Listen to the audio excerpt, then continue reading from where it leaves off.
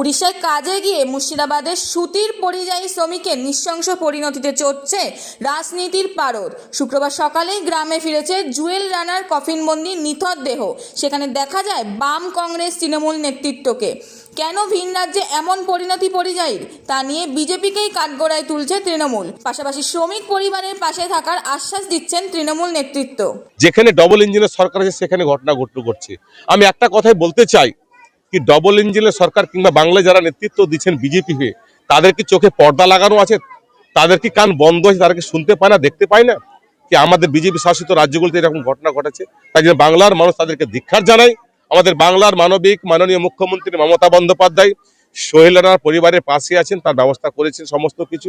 আমাদের সর্বভারতীয় সাধারণ সম্পাদক সংসদ অভিষেক বন্দ্যোপাধ্যায় তার পরিবারের পাশে আছেন, তারা সমস্ত কিছু ব্যবস্থা করেছেন। এটা পরিকল্পিতভাবে তার সেখানকার নেতৃত্বরা দ্বারা এটা হয়েছে। কংগ্রেসের দাবি, রাজ্যে কাজ না থাকায় ভিন রাজ্যে যেতে হচ্ছে এ জেলার শ্রমিকদের।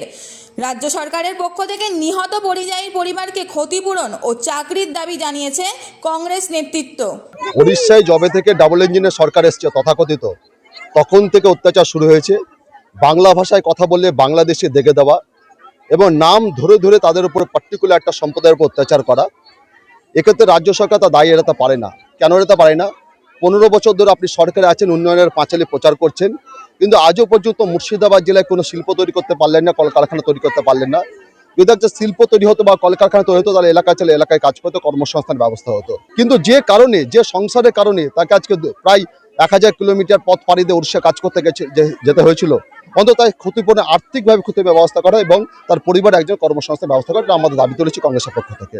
সিপিআইএম নেতৃত্বের দাবি, প্রতিকার কোথায়? প্রতিকার পেতে মানুষকে ঐক্যবদ্ধ হতে হবে। এই যে ঘটনা ঘটছে প্রতিদিনই প্রায় বিজেপি শাসিত রাজ্যে আক্রান্ত হচ্ছে, কেউ খুন হচ্ছে, কেউ আক্রান্ত হচ্ছে, অসুস্থ বা হাসপাতালে ভর্তি থাকে। রাজ্য সরকারের যে ভূমিকা থাকার দরকার, আমরা রাজ্যে রাজ্যে বলা হয়েছে আমাদের দাবি, পরিযায়ী শ্রমিক ইউনিয়ন বা সিআইটি এর পক্ষ থেকে, যে প্রতিটা ইয়েতে রাজ্যে একটা করে বোর্ড তৈরি করা, যে কোনো সমস্যা হলে পরে সেখানে তারা দেখবে, কিন্তু সেইটা করছে না।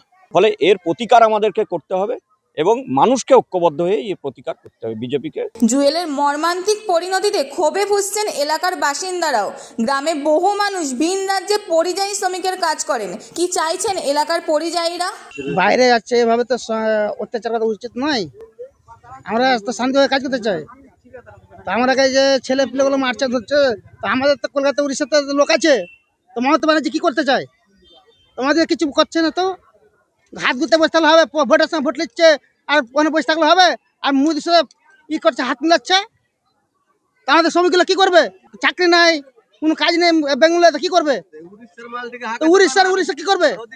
হ্যাঁ, তো উড়িষ্যার লোক চলে আসুক, মমতা কাজ দেখ আমরাকে কি করবে? বিহারে কি করবে? দেশে কি কাজ করতে খাবে না গো?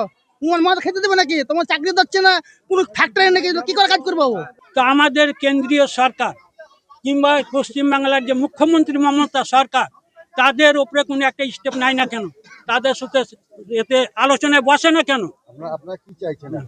এখন আমরা চাইছি যে মমতা দিদি, ওদের সাথে আরও তো লোকজন কাজে যাচ্ছে, মমতা এবং নরেন্দ্র মোদী তাদের সাথে আলোচনা করুক, ওরা এই দেশের লোককে শান্তি রাখুক। গ্রামের মানুষ থেকে পরিযায়ী শ্রমিকেরা চাইছেন ভিন রাজ্যে কাজে গিয়ে তাদের নিরাপত্তা।